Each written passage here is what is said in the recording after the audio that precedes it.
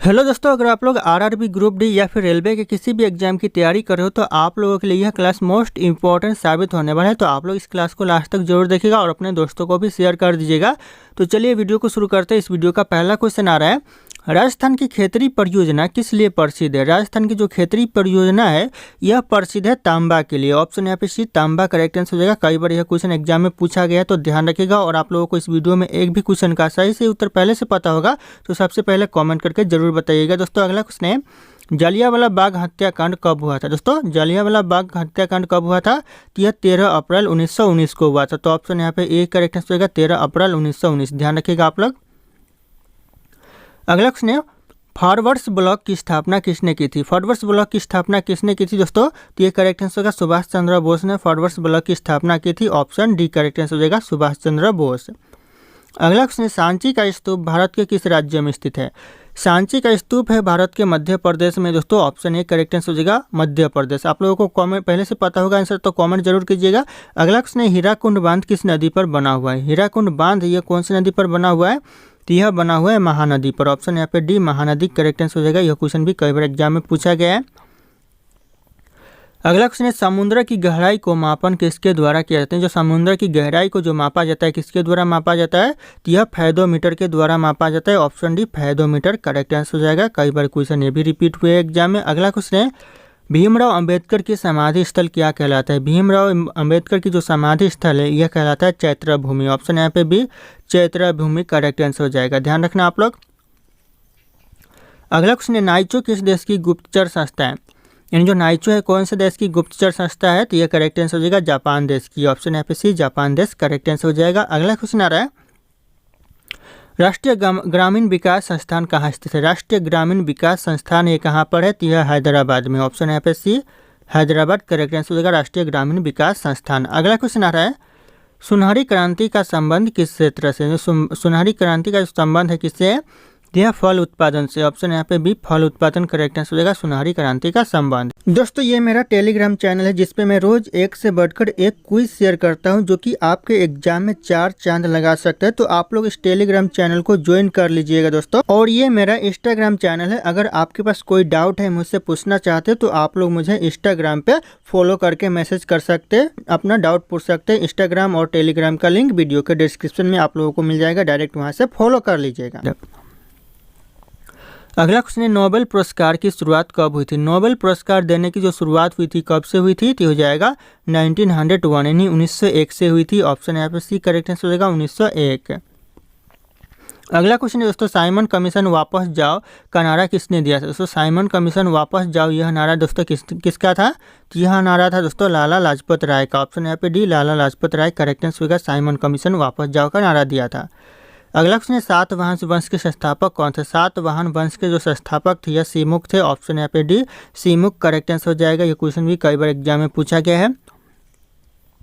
अगला क्वेश्चन है, हड़प्पा स्थल की खोज किसने की थी। हड़प्पा स्थल की जो खोज की थी दोस्तों किसने, तो हो जाएगा दयाराम साहनी ने की थी। ऑप्शन यहाँ पे B Dayaram Sahni correct answer हो जाएगा हड़प्पा स्थल की खोज। अगला क्वेश्चन आ रहा है, जानकी रामन समिति का संबंध किससे है। यानी जानकी रामन समिति का जो संबंध है ये हो जाएगा प्रतिभूति घोटाला से। ऑप्शन यहाँ पे ए प्रतिभूति घोटाला करेक्ट आंसर हो जाएगा जानकी रामन समिति का संबंध है। अगला क्वेश्चन है, पिन कोड की शुरुआत कब से हुआ था। पिन कोड की जो शुरुआत हुआ था कब से हुआ था, ये हो जाएगा 1972 से पिन कोड की शुरुआत हुआ था। ऑप्शन डी करेक्ट आंसर हो जाएगा 1972। अगला क्वेश्चन है, शांति निकेतन की स्थापना किसने किया था। शांति निकेतन की जो स्थापना किया था दोस्तों रविंद्रनाथ टैगोर ने किया था। ऑप्शन यहाँ पे D Rabindranath Tagore correct answer होगा शांति निकेतन की स्थापना। अगला क्वेश्चन है, भारत का कोकिला किसे कहा जाता है। भारत का जो कोकिला कहा जाता है यह किसे कहा जाता है, तो यह सरोजिनी नायडू को कहा जाता है। ऑप्शन यहाँ पे B Sarojini Naidu correct answer होगा भारत का कोकिला।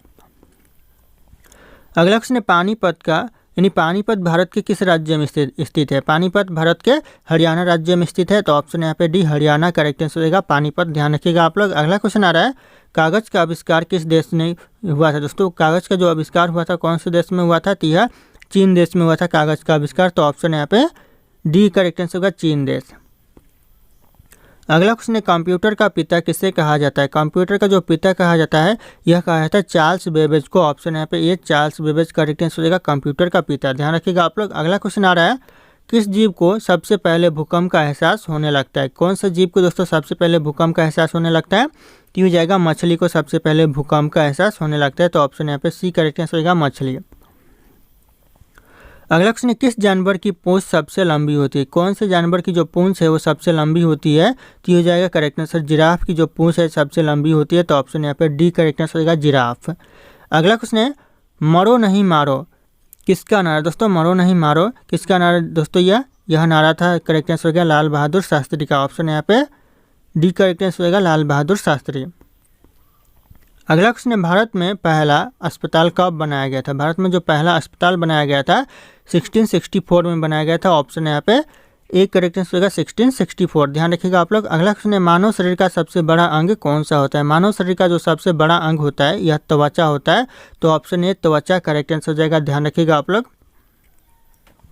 अगला क्वेश्चन है, भारत में सबसे पहले बिजली किस शहर में आई थी? भारत में जो सबसे पहले बिजली आई थी यह कोलकाता शहर में आई थी। यह क्वेश्चन बहुत इंपॉर्टेंट है। ऑप्शन डी करेक्ट आंसर होगा कोलकाता शहर। अगला क्वेश्चन है, महात्मा गांधी जी की फोटो नोट पर कब से आना शुरू हुआ? जो महात्मा गांधी जी की फोटो है यह नोट पर कब से आना शुरू हुआ? तो हो जाएगा 1969 से। ऑप्शन यहाँ पे ए करेक्ट आंसर होगा 1969 से महात्मा गांधी जी की जो फोटो है वह नोट पर आना शुरू हुआ।